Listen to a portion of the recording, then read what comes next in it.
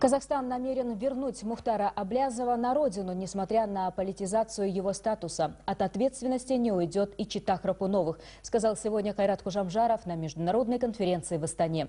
По данным председателя агентства по делам госслужбы и противодействию коррупции, заключены договоры о выдаче и возврате активов более чем с 40 государствами, в том числе Испанией, Турцией, Польшей, Японией, Южной Кореей, Арабскими Эмиратами.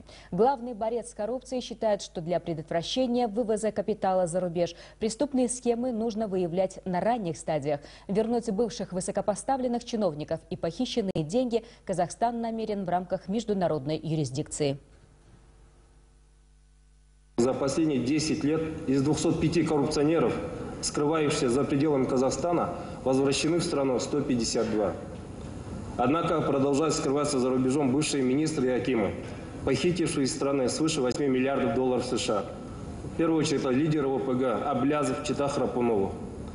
Мы уверены, что несмотря на политизацию своего статуса, они не уйдут от ответственности.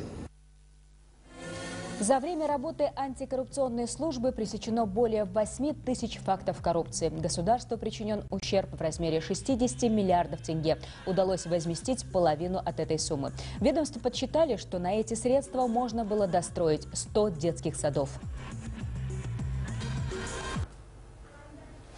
Председатель агентства по делам госслужбы и противодействию коррупции Кайрат Кожамжаров рассказал о ходе расследования дела СК «Фармация». Следствие установило, что единый дистрибьютор завышал цены на лекарства в 2-3 раза. Препараты в Казахстане продавались дороже, чем в России, Беларуси и Узбекистане. Кожамжаров пообещал довести уголовное дело до конца. Напомню, экс-глава СК «Фармация» Максим Касаткин был арестован в октябре.